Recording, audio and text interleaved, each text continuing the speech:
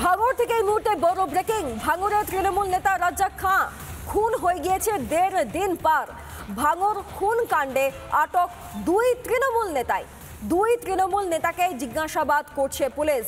অনুপম এই মুহূর্তে আমার সঙ্গে রয়েছেন সরাসরি ভাঙড় থেকে। আমি অনুপমের সঙ্গে কথা বলবো। অনুপম, দুই তৃণমূল নেতাকে জিজ্ঞাসাবাদ করা হচ্ছে, এমনকি প্রত্যক্ষদর্শীদেরও জিজ্ঞাসাবাদ করা হচ্ছে বলে জানা যাচ্ছে। পুলিশ কি কিছু জানতে পারলো?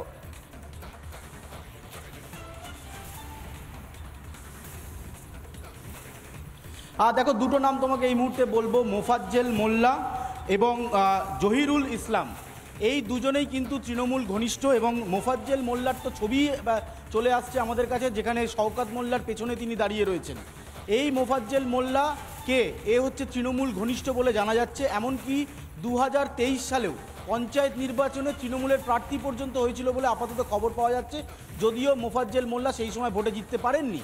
এই মোফাজ্জেল মোল্লাকেই এই রেজ্জাক খুনের ঘটনায় যেখানে আমি দাঁড়িয়ে রয়েছি, এই যে তুমি দেখতে পাচ্ছ পুলিশ পোস্টিং রয়েছে, রেজ্জাক এই রাস্তা দিয়ে যাচ্ছিল গত বৃহস্পতিবার রাতে 9:35 থেকে 40 নাগাদ। তাকে একেবারে পয়েন্ট ব্ল্যাঙ্ক রেঞ্জ থেকে ব্রাশ ফায়ার করা হয়, প্রথমে গুলি চালানো হয়, তারপর কোপানো হয়, খুন নিশ্চিত করে আততায়ীরা এখান থেকে চলে যায়।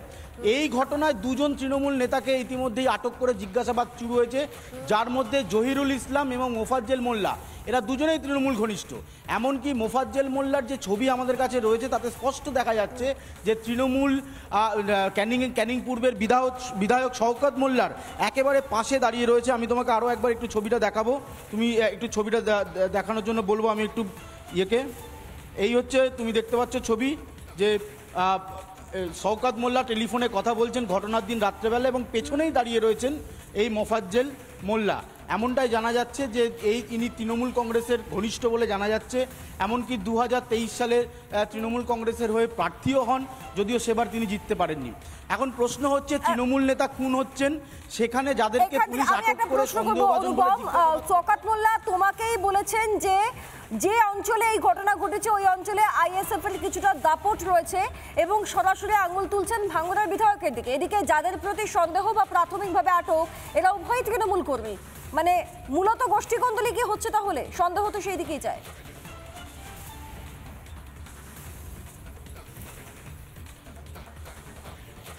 দেখো, গোষ্ঠীকন্দলের বিষয়টা প্রকাশ্যে আসলেও মুখ খুলতে চাইছেন না কেউই।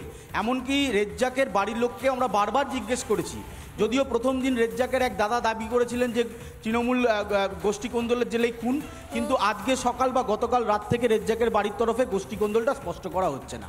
কিন্তু এই ঘটনায় যাদেরকে ইতিমধ্যে আটক করা হয়েছে, যাদেরকে মনে করা হচ্ছে সাসপেক্ট, যারা জানতে পারেন ঘটনার সম্পর্কে, তাদেরকে নিয়ে গিয়ে যখন জিজ্ঞাসাবাদ করা হচ্ছে এবং তাদের যখন ডিটেলস আমরা পাচ্ছি, সেখানে দেখা যাচ্ছে মোফাজ্জেল মোল্লা এবং জহিরুল ইসলাম এরা দুজনেই তৃণমূল ঘনিষ্ঠ।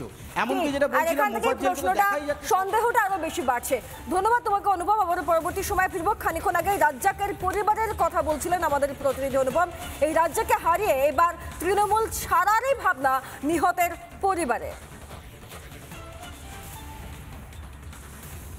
ভাইকে যারা খুন করেছে আমরা চাই প্রশাসন তার উপযুক্ত সাজা দিক, তার ফাঁসি হোক। ভাঙড়ে তো তেমন কিছু নেই, আর কেমন ওর বিরোধিতা বলে কেউ ছিল না। আর মারার কারণটা কি আমরা তো কিছু বুঝতেই পারছি না, যে আমাদের মতো বাড়ির ছেলে যে এরকম একটা কাজ করে মার্ডার হয়ে যেতে হবে, এটা আমরা কল্পনা করতে পারি না। পুলিশ সঠিক তদন্ত করুক, তদন্ত করলে নিশ্চয়ই বেরিয়ে আসবে। আমাদের তো তেমন এরকম নেই যে শত্রুতা নেই।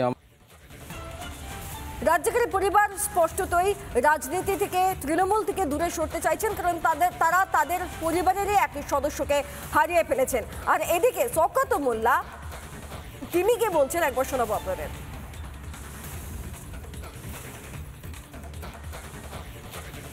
অবশ্যই প্রত্যেকেরই তো একটা আতঙ্কের পরিবেশ তো তৈরি হবেই। আমরা নিশ্চিতভাবে পরিবারের পাশে আমরা আছি এবং আমাদের মাননীয় মুখ্যমন্ত্রী আমাদের দিদি পরিবারের একটা চাকরির ব্যবস্থাও তিনি করেছেন এবং আমরা ওদের ছেলে মেয়ে পড়াশোনা থেকে শুরু করে সব বিষয়ে আমরা পরিবারের পাশে থাকব।